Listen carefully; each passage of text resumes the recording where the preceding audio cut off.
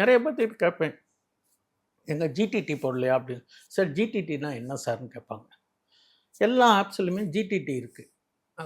எனக்கு தெரிஞ்ச ஒரு 2, 3 ஆப்பில் நல்லாவே இருக்குது. அந்த ஜிடிடிஆர்னுடைய பர்பஸ் என்னன்னே தெரியாமல் ட்ரேடு பண்ணுறாங்க. அது வந்து நமக்கு ரொம்ப சேஃப்டி. அதில் எப்படி கேட்டால் 365 நாளைக்கு நம்ம அது வேலிட் டைம்.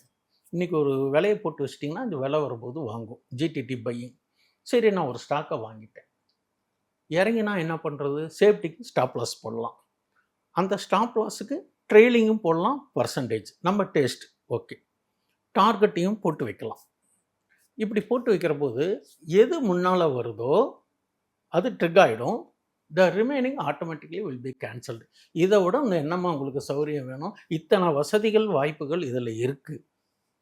இத்தனையும் நம்ம எதையுமே ஃபாலோ பண்ணாமல் ஸ்டாக் மார்க்கெட்டை நம்ம ஏமா குறை சொல்லணும்? அதுதான் என்னுடைய கருத்து.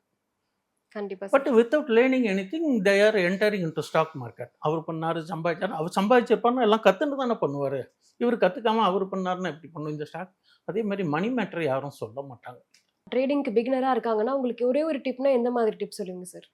என்னுடைய பெஸ்ட் அட்வைஸு, நியூ கமர்ஸாக இருந்தால் எடுத்தோடனே ட்ரேடிங் வரதை விட கொஞ்சம் ப்ராக்டிஸ் பண்ணி பேப்பர் ஒர்க் பண்ணணும்.